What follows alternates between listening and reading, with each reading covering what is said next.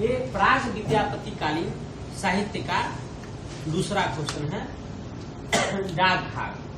ठीक है ना, डाक भाग दूसरा क्वेश्चन बनता है। ठीक है, सबसे पहले हम कहते हैं कि डाक कहते किसको है। ठीक है, आजकल हम लोग पोस्ट मास्टर कहते हैं ना, डाक पिन ही उसको कहते हैं। डाक पोस्ट घर को हम लोग पोस्ट ऑफिस को डाक घर कहते हैं। डाक मतलब क्या होता है, संवाद संग्रह करने वाला और उसको पहुंचाने वाला, संवाद वाहक जो होता है उसको हम लोग डाक कहते हैं। और क्या कहते हैं कि बड़ा ये व्यक्ति बड़ा घाघ है, मतलब बड़ा घाघ जो होता है मतलब हाँ रहस्य, रहस्य नहीं कहते हैं कि ये रहस्यात्मक है, मतलब उसको कहते हैं घाघ है। तो जो रहस्य से प्राप्त अनुभव हुआ और उस अनुभव को हम एक पीढ़ी से दूसरे पीढ़ी तक पहुंचाते हैं, उसको क्या कहते हैं हम, डाक भाग। दिक्कत तो डाक हो गया ये संवाद वाहक हो गया, और ये हो गया भाग हो गया रहस्य। रहस्य ये रहस्य जो है ना इनको अनुभव से प्राप्त होता है, ये अनुभव से प्राप्त होता है। किसके अनुभव से, तो समाज और प्रकृति। इस जब प्रकृति से कोई अनुभव प्राप्त हुआ या सामाजिक संबंध से कोई अगर अनुभव प्राप्त हुआ तो इस पर एक ये भविष्यवाणी शैली में क्या करते हैं, भविष्यवाणी शैली में एक दोहा रूप में एक छंद का रचना कर डालते हैं। तो दिक्कत तो इसी अनुभव के आधार पर ये जो समाज और प्रकृति से जो इनको अनुभव मिला, इसी अनुभव के आधार पर ये क्या करते हैं, भविष्यवाणी शैली में, भविष्यवाणी शैली में रचना करते हैं। भविष्यवाणी शैली में लिखा रचना करे या करे छला करते थे। लेकिन देखिए ये जो भविष्यवाणी जो होता था, ये शास्त्रीय भविष्यवाणी से क्या होता था, भिन्न होता था। शास्त्रीय भविष्यवाणी से, भविष्यवाणी से भिन्न।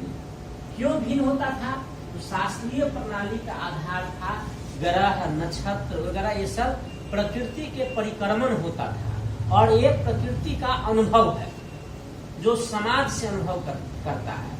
इसलिए ऐसे जो डाक भाग थे, ये रचना करने वाले लोग सामान्य व्यक्ति थे। ठीक है ना, सामान्य व्यक्ति थे, ये कोई विशिष्ट व्यक्ति नहीं, हम आप में से ही कोई सामान्य व्यक्ति हुआ करते थे। कोई दिक्कत, ये सामान्य व्यक्ति। देखिए डाक भाग का ही दूसरा नाम है डंक एवं भंडूरी। देखिए क्या कहते हैं, भिक्षु डंक मार दिया, और नहीं कहते हैं कि भंडूरी, अरे मेरा काम को भाड़ दिया। भाड़ दिया मतलब क्या हो गया, मेरा काम ये समाप्त कर दिया, तोड़ दिया, बिगाड़ दिया, यही कहते हैं ना।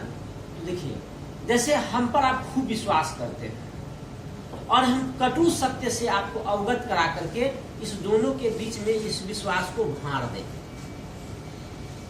तो भाड़ा कैसे गया, कटु सत्य के आधार पर उसको भाड़ा गया, तो इसलिए उसको भंडूरी कहा गया। और ये डंक है, डंक बिच्छू मतलब, और कड़वा सत्य क्या होता है, बिच्छू के तरह ही उसमें जहर होता है, इसीलिए इसको डंक और भंडूरी कहा गया। इनका जो वचन है ये क्या है, कटु सत्य है, और कटु सत्य से क्या होता है, ये भंडूरी। भंडूरी मतलब ये भाड़ता है। ठीक है ना, भाड़ता है मतलब वो सामाजिक अपने अनुभव से अंधविश्वास, रूढ़िवादिता आदि पर ये प्रहार करता है। मतलब अंधविश्वास, अंधविश्वास हो या रूढ़िवादिता हो, इस सब पर ये प्रहार करता है, पर प्रहार। तो डाक और भाग का आप समझ लिए, यही है कि देखिए ये सामान्य व्यक्ति है, इसलिए इन लोग का जो ये अनुभव होता था, और ये अनुभव से जो रचना है, ये रचना क्या होता था, मौखिक होता था। ठीक है ना, मौखिक। यह लिखित फॉर्म में नहीं है, मौखिक रचना है। और इस रचना का जो काल है, देखिए 10वीं शताब्दी से इसका रचना मिलने लगता है। 10वीं शताब्दी से ये रचना शुरू हो जाता है, कोई दिक्कत।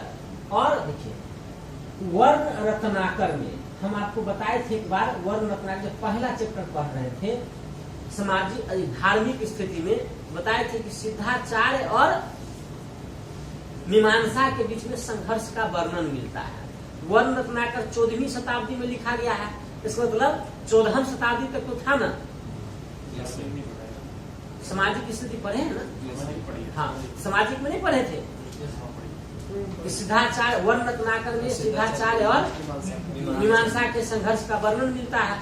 तो 14वीं शताब्दी में रचना हुआ था, तो मतलब इनका रचना काल 14वीं शताब्दी तक है, ठीक है ना। मतलब ये लोग 10वीं शताब्दी से 14वीं शताब्दी तक।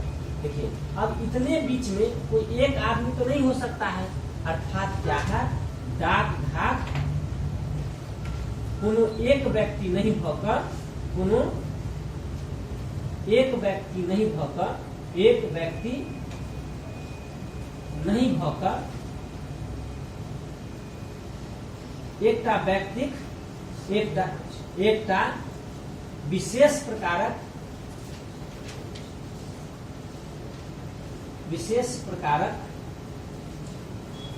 रचना कारक समूह हो गया ना। देखिए इनका जो रचना है ये क्या है, मौखिक है। ये मौखिक रचना पीढ़ी दर पीढ़ी से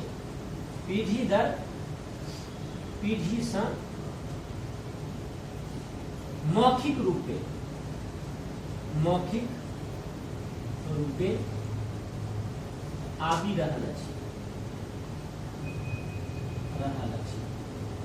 इसका मतलब समझिए, जैसे मेरे दादाजी गाते थे, पिताजी सीख लिए, पिताजी से हम सीखे, मेरा बेटा सीखेगा, फिर उसका बेटा सीखेगा, ऐसे ही यह पीढ़ी दर पीढ़ी से यह मौखिक परंपरा से यह आ रहा है।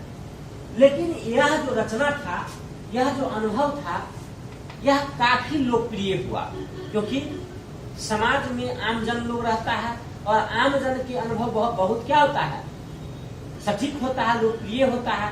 इसलिए यह इस रचना को लोकप्रियता मिला और लोकप्रियता के कारण लोकप्रियता भेटल, और लोकप्रियता के कारण क्या हुआ, इनके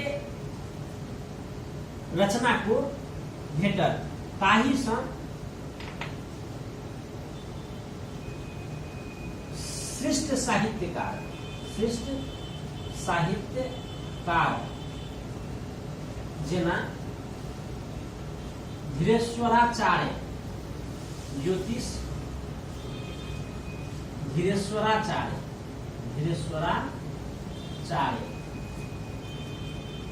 ठीक है। हरपति ठाकुर, विद्यापति के बेटा है, हरपति ठाकुर, चंदेश्वर ठाकुर, ये लोग क्या है, आदि अपन रचना में उदाहरणक रूप में डाक घाघक वचन के प्रयोग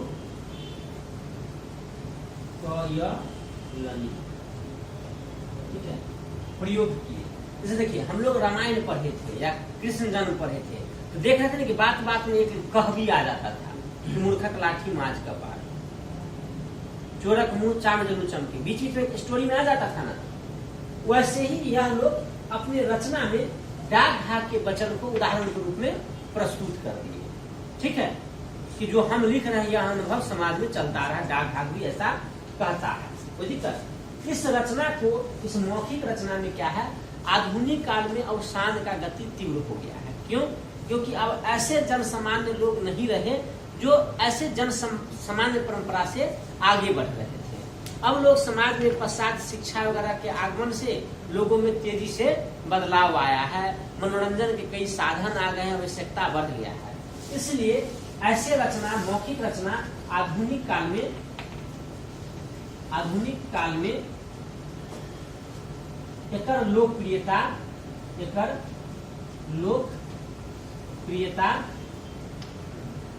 घटी रहल अछि।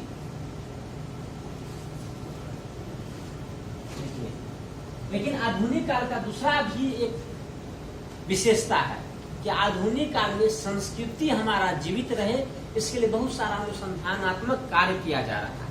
और इसी क्रम में डॉक्टर राम नरेश त्रिपाठी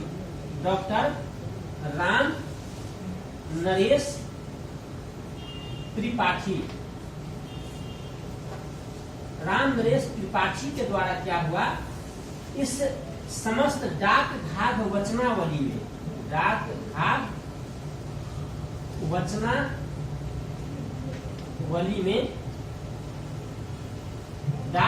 वचनावली नाम से क्या हुआ, संग्रह किया गया। और ये हिंदी के थे, डॉक्टर राम नरेश त्रिपाठी ये हिंदी के विद्वान है, इसलिए ये कहा गया कि हिंदी के विद्वान है, तो कहा गया कि ये हिंदी का रचना है, मतलब इसको इन्होंने हिंदी का रचना सिद्ध किया, हिंदी रचना। तब बाद में आए इस डॉक्टर राम नरेश त्रिपाठी के बाद आए मैथिली में आए पंडित जीवानंद ठाकुर। मैथिली में पंडित जीवानंद ठाकुर, और जीवानंद ठाकुर का कहना है कि यह इसका भाषा जो है, इसका भाषा क्या है, अवहट है, और इस अवहट है और इसमें विषय है मिथिला का। हम लोग पढ़े थे कि भाषा और विषय जिस क्षेत्र का होगा उसी का वह साहित्य होगा। पंडित और अवहट से ही मैथिली का उद्भव हुआ है, इसलिए पंडित जीवानंद ठाकुर कहते हैं, इनका कहना है कि प्राकृत पेंगलम मैथिली है, इससे अधिक कुछ नहीं। इसके बाद हम लोग डाक भाग का भविष्यवाणी देख लेंगे, कौन हुआ और ये खत्म हो जाएगा, ठीक है ना।